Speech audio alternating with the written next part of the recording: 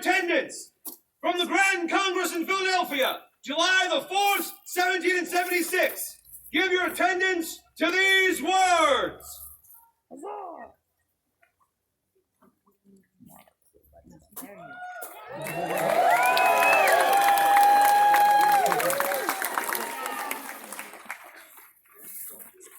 A declaration by the representatives of the United States of America.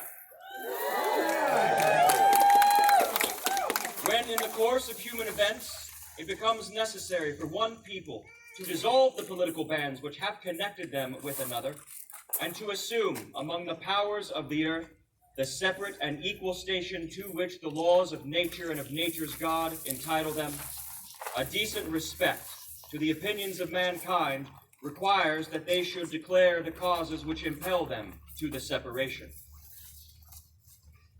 We hold these truths to be self-evident that all men are created equal, that they are endowed by their Creator with certain inalienable rights, that among these are life, liberty, and the pursuit of happiness.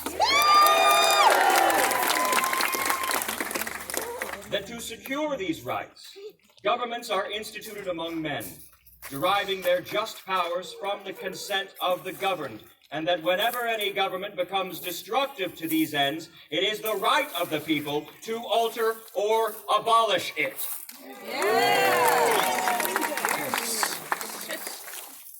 Laying its foundation on such principles and organizing its powers in such form as to them shall seem most likely to affect their safety and happiness. Prudence indeed will dictate that governments long established should not be changed for light and transient causes. And accordingly, all experience hath shown that mankind are more disposed to suffer while evils are sufferable than to right themselves by abolishing the forms of government to which they are accustomed.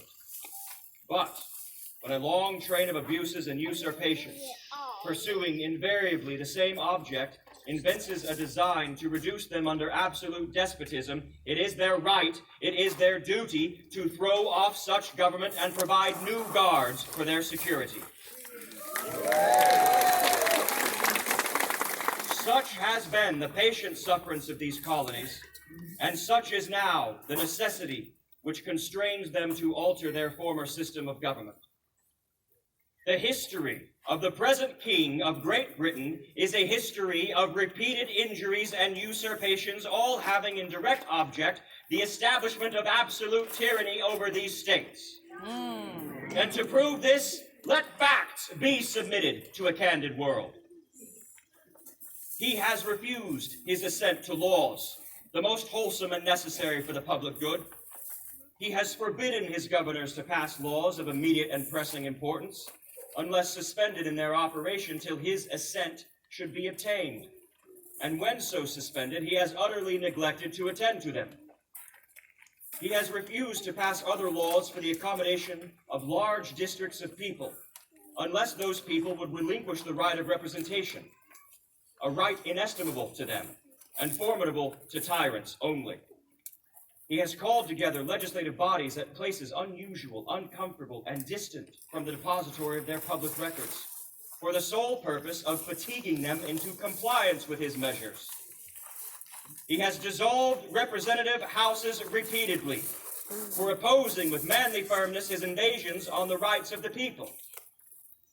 He has refused, for a long time after such dissolutions, to cause others to be elected, whereby the legislative powers, incapable of annihilation, have returned to the people at large for their exercise.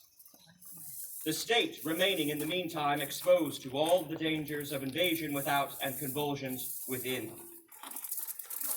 He has endeavored to prevent the population of these states, for that purpose obstructing the laws of naturalization of foreigners, refusing to pass other laws that encourage their migrations hither, and raising the conditions of new appropriation of lands. He has obstructed the administration of justice by refusing his assent to pass laws for establishing judiciary powers. He has made judges dependent on his will alone for the tenure of their offices and amount and payment of their salaries. He has erected a multitude of new offices and sent hither swarms of officers to harass us and eat out our people's substance. And he has kept among us, in times of peace, standing armies without the consent of our legislatures. He has affected to render the military independent of and superior to our civil power. He has combined with others to subject us to a jurisdiction foreign to our Constitution and unacknowledged by our laws, and has given his assent to their pretended acts of legislation. He quartered large bodies of troops amongst us, for protecting them by a mock trial from punishment for any murders which they should commit on the inhabitants of these states, for cutting off our trade with all parts of the world, for imposing taxes on us without our consent, for depriving us in many cases of the benefits of a trial by jury, for transporting us beyond the seas for trial for pretended offenses, for abolishing the free system of English laws in a neighboring province, establishing therein an arbitrary government and enlarging its boundaries so as to render it at once an example and fit instrument for introducing the same absolute rule into these colonies, for taking away our charters, abolishing the most valuable laws, altering fundamentally the forms of our government, for suspending our legislatures and declaring themselves invested with the power to legislate for us in all cases whatsoever. He has abdicated government here by declaring us out of his protection and waging war against us. He has plundered our seas, ravaged our coasts, burnt our towns, destroyed the lives of our people, and he is, at this time, transporting large armies of foreign mercenaries to complete the works of death, desolation, and tyranny already begun with circumstances of cruelty, perfidy, scarcely paralleled in the most barbarous of ages, and totally unworthy of the head of a civilized nation. He has constrained our fellow citizens, taken captive on the high seas, to bear arms against their own country, to become the executioners of their friends and brethren, or else fall themselves at their hands. He has excited domestic insurrections amongst us, and has endeavored to bring on the inhabitants of our frontiers, the merciless Indian savages, whose known rule of warfare is an undistinguished destruction of all sexes and conditions.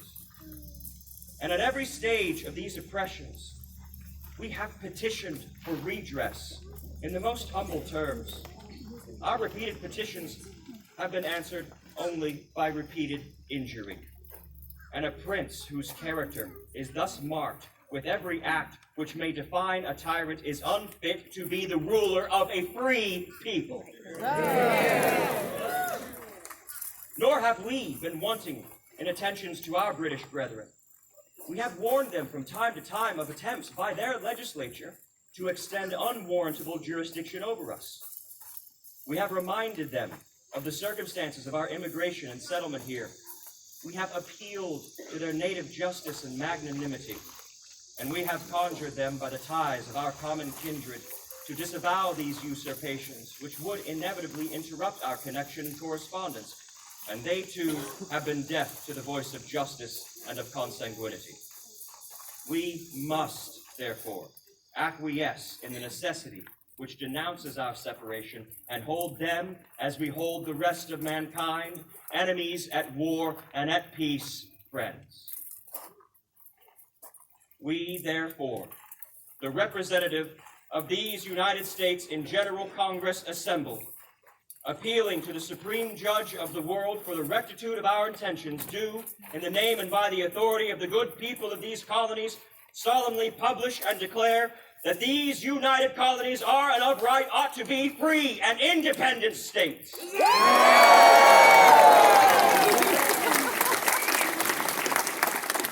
That they are absolved from all allegiance to the British Crown, and that all political connection between them and the state of Great Britain is and ought to be totally dissolved.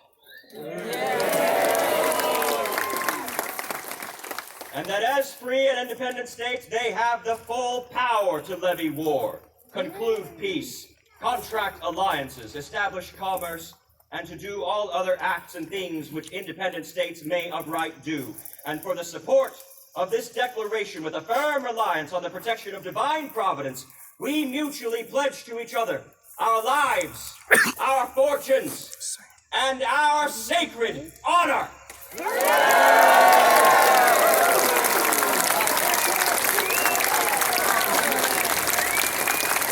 Let us have 3 cheers for these American states! Hip, hip!